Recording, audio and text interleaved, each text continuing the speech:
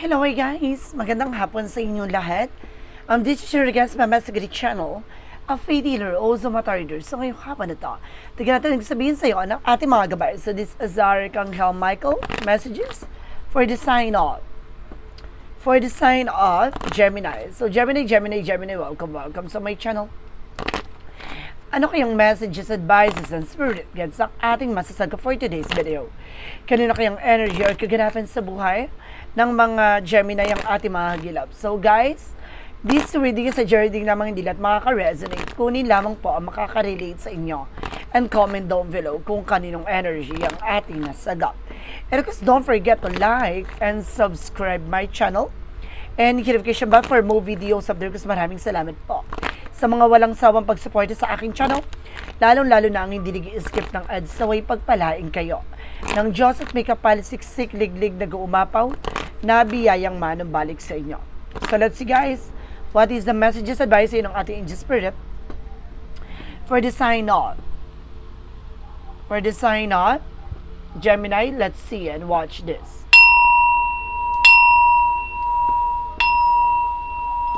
Ano kaya kaganapan sa buhay ng mga Gemini ang ating mga kagilap? So guys, tutuklasin at bubulabugin natin ano kaya kaganapan sa buhay mo ang ating mga kagilap.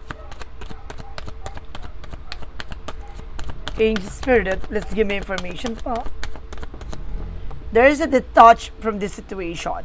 No, kailangan mo na makalaya sa hindi magandang sitwasyon. No, sa kinagagalawan mo, no, sa kinasasadlakan mo, kailangan mo nang makalaya at makawala dyan, no? Kailangan mo nang labanan ng takot at pangamba, no? Alisin mo rin yung drama, no? Dahil yan ang nagbibigay negatibo sa buhay mo. And there's a self-respect, no? Kailangan nyo re-respetuhin ang sarili nyo, no? Kailangan nyo mahalin ang sarili nyo. Huwag nyo masyadong pinipressure, no? Sa lahat ng mga bagay na hindi pa para sa inyo, no? Huwag masyadong laban na laban, huwag masyadong kumaga ipilit, no, yung sarili mong ilaban yung ganito. Kumaga kailangan alagaan niyo pa rin, no, yung sarili niyo the way na sa lahat ng ginagawa niyo ganun. And there's a forgive yourself, you did nothing wrong. Patawarin mo yung sarili mo, wala ka namang ginawang mali, no? Marami lang taong mapanghusga. Siguro kaya din siguro na-disappoint ka or either nasasaktan ka dahil maraming taong dinidiscourage ka, no, parang minamaliit ka. Hayaan mo lang sila dahil may balik sa kanila yan, no? Lahat ng mga bagay na ginagawa nila sa tao, once na magkaroon ng cause and effect yan sa'yo, babalik at babalik yan. This is your life purpose. No, ito yung purpose mo sa buhay, no? Para maliwanagan ka, malaman mo ang kahalagahan ng sarili mo at ng sitwasyon mo at ng mga bagay na haharapin mo. And there's something lean on God and angel support, no? Nandito ang ating Panginoon, no? Sinusuport at ginagabayan ka ng ating angel spirit, no? Hindi kanya hinahayaan na mapariwara o hindi maging maganda ang takbo na sitwasyon. There's something that honor and trust your feeling. Lagi kang makikinig sa gut feeling mo dahil hindi ka ililigaw nito, no? Itinuturo sa iyo yung tamang daan, no? At maaaring may mga pakiramdam kang magsisilbing paalala, no, na kailangan mo umiwas, itigil yung mga bagay na ginagawa mo kung itong bagay na to ay hindi nakakabuti sa iyo. No, sa madaling salita, there's something an inner voice or there's something guys with a red flag, no? Let's see what is additional messages with an angel spirit. Paano natin hihimay-himayin at paano natin ito ibabahagi sa iyo ng mas maliwanag. Ito na. Angel spirit, please give information po. And there's a strength card, no? Confident. So, kailangan lakas mo ang loob mo, maging matapang ka, no? Hindi kailangan duwag at hindi kailangan matakot, no? Sa lahat ng mga bagay, posibilidad na gagawin mo, kailangan handa kang ipaglaban at maging matapang, no? At mahalin ang sarili mo sa kung ano man yung mga bagay na kaya mo, no? There's something self-love and respect. And because this is something respect na sinasabi ng ating angel spirit na Archangel Michael, na kailangan respetuhin yung sarili mo. And this is something the Page of Pentacles for something investment, manifestation. Stay on your ground. Na alam mo sa sarili mo yung grounds mo, hindi ka dapat bumabase sa mga sasabihin ng iba, no? So let's see what is the messages. And because this is something, the Six of Pentacles, there's a give and receiving something by the universe. Ibig sabihin din dito, magtutuloy-tuloy na rin ang iyong finances. No, may mga bagay na matatanggap ka ng tulong, no, maaaring may magbayad ng utang, or may mga bayad, maaaring makapagbayad ka na rin ng mga utang mo. And this is something that Knight of Swords reverse, something releasing fear. No, aalisin mo na yung takot at pangamba mo sa lahat ng sitwasyon. Unti-unti ka nang gagaling at unti-unti ka na makakaraos at makakabangon, na mawawala na rin ang trauma mo dito. Makakalaya ka na sa lahat ng bangungot at lahat ng takot at pangamba mo. Handa ka nang harapin ang katotohanan. And this is something, the Four of Pentacles in reverse, something giving or spending, no? Iwasan mong gumastos ng kung walang kabuluhan, no? Umiwas ka sa mga bagay na hindi nakakabuti for you. No, masyado ka kasing open Open masyado, no? More on tulong, more on, hindi masamang tumulong, pero kung inaabuso ka na, foul na yon. And there's something, the Knight of Wands, something, Knight of Wands represent, slow and steady, na maging, mahinahon ka, huwag ka masyadong magmadali, no? Enjoyin mo yung nangyayari, and of course, pahalagahan mo yung mga nangyayari sa harap mo, sa sitwasyon mo. Maging kalmado. What is the Strength card? Represent what? Represent the Emperor. Na maging mature and being grounded sa decision at gagawin mong action. No, magkaroon ka ng, this is something of full respect. No, this is something maturity, not respect sa sarili mo. You're also with a father figure. Maaring tatay ka, or maaring, kumbaga, meron ditong matured, no? Or either, guys, there is something divine masculine energy. May taong may magre-respeto sa iyo. What is the Page of Pentacles? Represented with the Four of Cups. Just reevaluate or analyze, no? May mga bagay dito na kailangan mo pag-isipan, na kailangan mo klaruhin, liwanagin, na unti-unti mo matutuklasan lahat ng kahalagahan na nangyayari sa kasalukuyan mo, no? Kumbaga ngayon mag-iisip ka na bago mo tanggapin yung isang offer na yun, ano yung kahinatnan, ano yung magiging outcome nito, ano magiging impact sa akin ito. And this is something the word can represent as travel, success, na maaaring magtutuloy-tuloy na rin ang daw ang tagumpay mo, no? Dahil ito yung purpose mo sa buhay, na maliwanagan ka, na malaman mo ang kahalagahan at kahulugan ng buhay. What is the Knight of Swords reverse? Reference with the Six of Cups, na mawawala na yung takot at pangamba mo from the past. Nagkaroon ka kasi ng trauma dahil dito sa maaring iniwan ka, no? Or maaring pinaasa ka, pinaglaruan ka. No, but this is something, guys, with the past person coming back. It's either babalik siya, no? Dahil nalaman niya na may mali siya nagawa sa'yo. No? Or some of you, cross-watcher out there, baka may mali kang nagawa sa kanya. No? At least sinasabi, forgive yourself and done nothing wrong. Ibig sabihin, wala kang ginawa. Ibig sabihin dito, siya ang may mali. No? And this is something, the Four of Wands, something celebration. At unti-unti ka na rin makakaranas sa mga celebration. No? At some of you guys na may homecoming, family gathering, no? And there's a lot of celebration coming in for you. No, mapupunan ka ng mga celebration dito. Kaya kailangan maging handa ka for new possibilities. Huwag kang matakot, no? Na magtagumpay. Sa bawat tagumpay, may mga pagsubok talaga nakaakibat dyan. Na kaya kailangan lumabang ka. Huwag kang matakot, no, sa mga posibilidad. Huwag kang matakot na mabigo. Kailangan handa ka. What is the Knight of Wands? Represent what? The Knight of Wands represented with the Page of Cups by intuition. See? Honor and trust your feelings, no? Hindi kayo liligaw nito, manatili kang kalmado. No? With that honor and trust your feeling, no? Kung sinasabi dito, kailangan mong kumalma, magdakan-dakan, huwag kang magmadali, dahil lahat ng mga pangarap mo, maaaring may isa kataparan mo ito. What is the Strength card? Because the Emperor represents with the Four of Swords, no? This is something rest, no? Magkakaroon ka ng renewal dito. Kailangan mo lang muna ipahinga yung sarili mo, yung isip mo. No? Maging mature ka, no? Magkaroon ka ng self-protection. Bigyan mo ng kapayapaan yung sarili mo dito. Maging mature ka. Bigyan mo ng distansya sa mga taong alam mo namang magbibigay ng epekto sa mental health mo. There's an Eight of Wands. There's a past communication and past moment. bibilis din yung takbo dito na about sa iyong finances. Some of you guys magkakaroon ng investment, plans, no? Maring unti-unti mo yan matatanggap. May mga opportunities pang parating sa'yo. Or may mga bagay dito na hindi mo na kukuha yung opportunities. May mga binibigay pero na babaliwala mo, hindi mo na aabutan or either hindi mo na kukuha, no?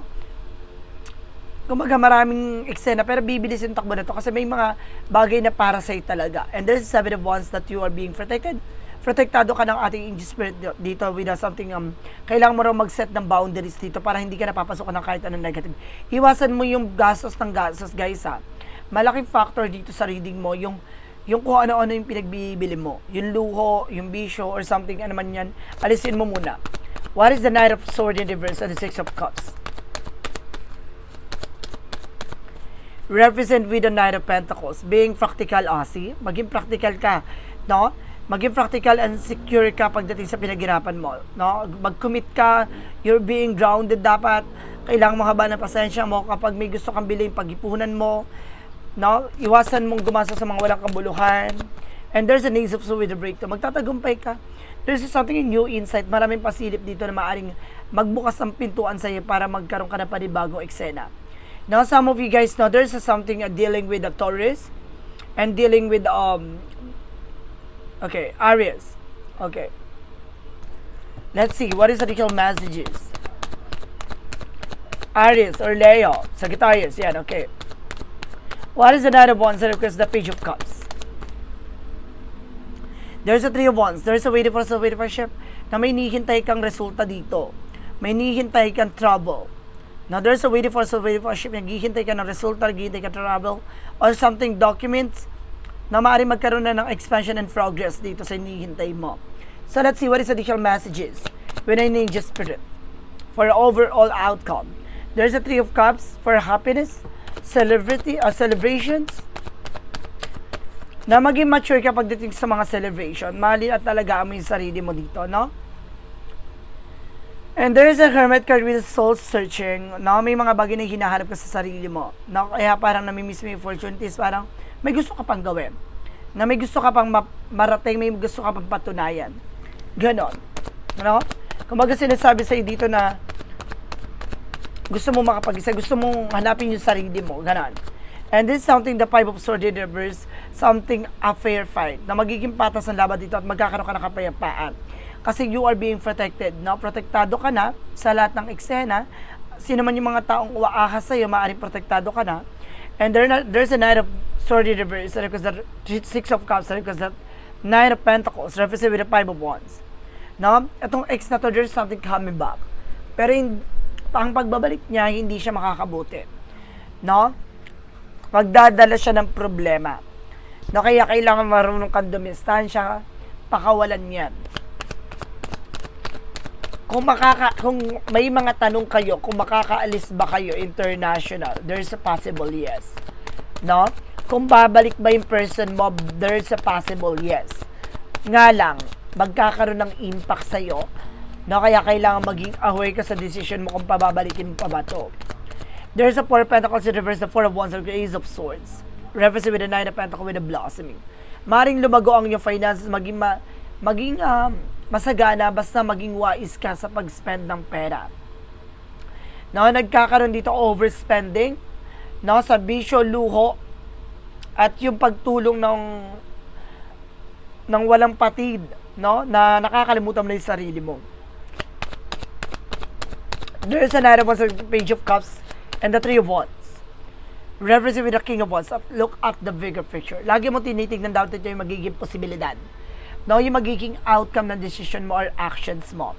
No, hindi ka pwedeng dito, yung bala na si Batman, bala na kasi ang edad natin, no guys, nagkakaroon, there's something changes.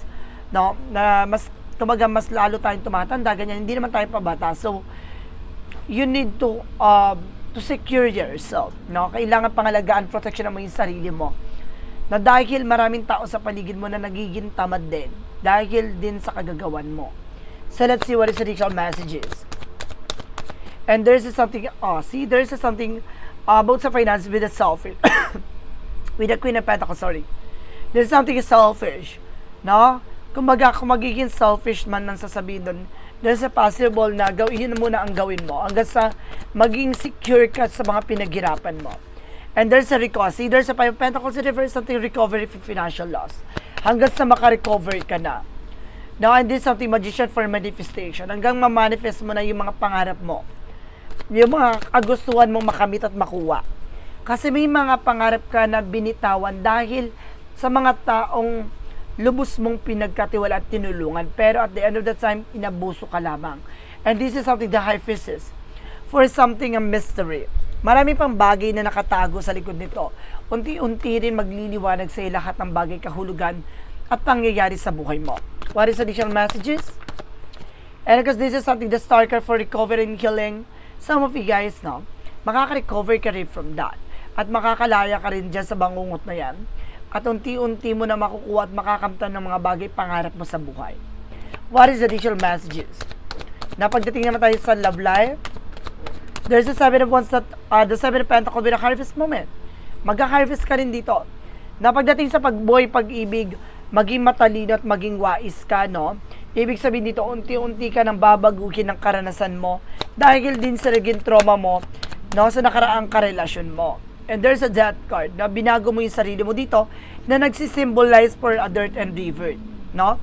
Kumaga binuhay mo at binago mo yung sarili mo dahil din sa mga taong na kumbaga inabuso ka at sinaktan ka with the Three of Swords, no? Yung emotional pain and there's a heartache na dala at na naging trauma niya sa iyo ay maaaring isa to sa naging hakbang para binago mo ang iyong perspective or pananaw sa buhay, no? What is additional messages? Na pagdating naman tayo sa health, sa kalusugan mo there's a the Queen of Swords, there's a clear boundaries, no? Naging ano ka na dito, naging matalino ka na dito, no? Nilinis mo na yung magsisilbing negatibo sa buhay mo, no? Nagkaroon ka ng something objectives, direct communications, ayaw mo na napaligoy-ligoy pa. Direct to the point ka na. There's a freedom, no? Parang pinalaya mo na yung sarili mo from haka-haka for any conclusions or any beliefs, no? Ngayon, kumaga, inano mo na yung sarili mo na you have the power, no? You have the power to create something meaningful in your life. Na kayang-kaya mo nang baguhin yung sarili mo, na kayang-kaya mo nang, kumbaga, idepende yung kaligayahan mo sa sarili mo, na nagkaroon ng mental health dito na naging malusog, no? And there's something of freedom. Nakalaya ka na from toxic and negative environment. The King of Swords, something, mental clarity. Naliwanagan na rin yung utak mo dito. And the truth is, naging masaya ka, no? At there's an Empress card for revert na maaring kumbaga naging bagong ikaw to, no? Inalagaan at minahal mo na yung sarili mo, no? At ngayon magkakaroon ng panibagong year to na maaring magdala sa ng blessing. And there's the Sun card with a pure positive outcome. At magiging maganda na ang kalalabasan ng buhay na tinatahak mo. And there's something the King of Cups. There's a devoted supportive person. May taong susuport at gagabay sa'yo dito at the end of the time. No, dahil minahal mo na yung sarili mo, may tao na magmamahal sa'yo. So let's see, what is additional messages with the deep soul connection represent what? And there's a surprise and commitment. Meron talagang engagement or something higher level of commitment that bring you a successful relationship. Now, surprise is something you may be about to be surprised. Meron dito magpo-propose na maaaring magugulantang ka dahil babaguhin ito ang buhay pag-ibig mo. Okay, let's see what is an angel's number represent what?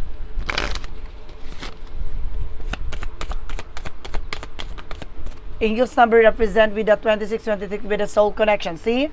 I told you this is something a soul connection, guys. You are connected to the soul. You meet each encounter called valuable lesson. Parehas kayo marami natutunan, no? Nitong tao na to, parehas kayong nang pinagdaanan at naranasan sa ibang tao. At kaya kayo pinagbuklod at pinagsama ng iisa eh. Dahil sa mga karanasan na yan, there's a divine timing. So see, lahat ng mga bagay na to ay konektado ng ating gabay. Dahil ito ngayon sinasabi na lean on God and angel support. Lahat ng mga pangyayari na to ay parte ng ating gabay at Panginoon. No? Divine timing and soul connections. So let's see. We are on the journey and divine dance. To the soul plane, I will manifest into physical world in perfect timing. All we have to do is trust and have faith that all will work out in a beautiful. Di ba? Magiging maganda ang relasyon at magiging maganda ang kalalabasan nyo. Let's see what is the initial messages. With a heavenly message from the heaven. We will be together again because of your soul are interwoven by shared pathways and unfinished business. Some of you meron dito talaga parang ngayon nakita nyo yung isa't isa, nung kahalagahan ng isa't isa. Ngayon na pinagsama at pinagbuklod kayo sa isang chapter. No? Okay, let's see. What is additional messages with the money matter?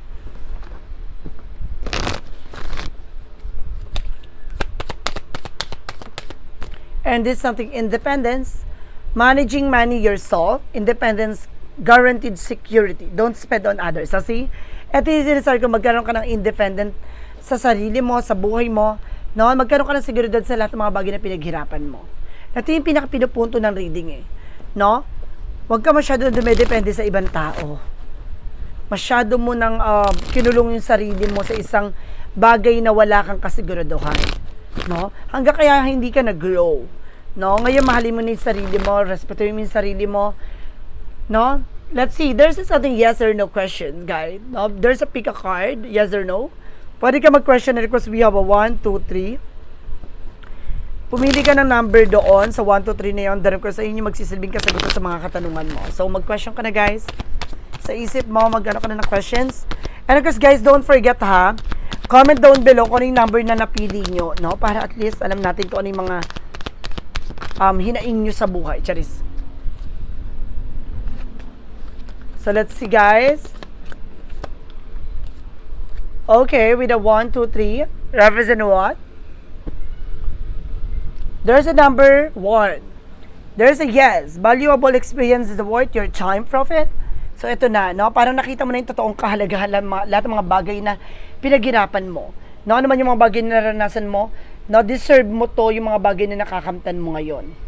And number 2, we did know, resistant to change, upsetting news, accident.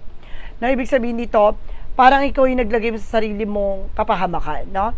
Parang dahil din sa sarili mo, kailangan dapat baguhin mo na yung mga bagay na nakagislan mo. Parang nagkaroon ng dead end dito na kailangan mo na tapusin, no? Yung mga bagay na nasimulan mo o yung mga bagay na nagdulot sa'yo ng trauma at pananakit at kasakitan sa puso mo, sa isip mo. No, ngayon magkaroon ka na ng kumbaga pagbabago, no? Tuparin mo na yung mga pangarap mo. No, parang nangyari dito, parang nag-suicide eksena eh, no? Parang gano'n. No, parang ikaw yung naglagay sa sarili mong kapahamakan, yung sarili mong kumbaga kasasadlakan, gano'n. Kumbaga nagkaedad ka ng ganyan that requires parang hindi ka pa rin nakakapagbuo ng para sa sarili mo. And this is something, guys, with a yes. Wisdom, support you, root good, go deep, no? Ibig sabihin dito ng yes, napakalalim na ng mga pinanggalingan mo, no? Nagsilbing tulong at ugat na to para suportahan at para maging maganda na ang sitwasyon na kinagagalawan mo. No, isa rin to sa naging hakbang, no? Para hubugin ka ng maturities, no? Lahat ng mga bagay na pinagdaanan mo, lahat ng mga bagay na yan ay kasama yan sa pag-unlad mo. No, para kang puno na lumaki at naging matatag, no? Dahil din sa mga karanasan na iyong mga pinagdaanan. So guys, there's something yes, no? Kailangan na matuto kang hanapin yung sarili mo at alamin mo kung ano yung magdadala sa'yo ng growth and expansion. So guys, this is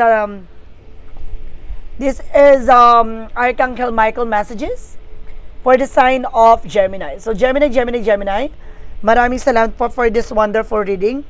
So once again, this reading is a journey lamang nila at makaka-resonate. Kunin lamang po makaka-relate sa inyo. And comment down below kung kaninong energy ang ating nasagap.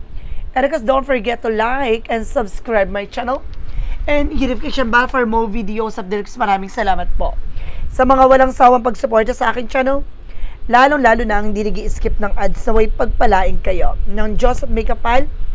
Siksik, liglig, nag-uumapaw ng biyayang manong balik sa inyo. At maraming salamat po and see you in the next video. Bye-bye and babush.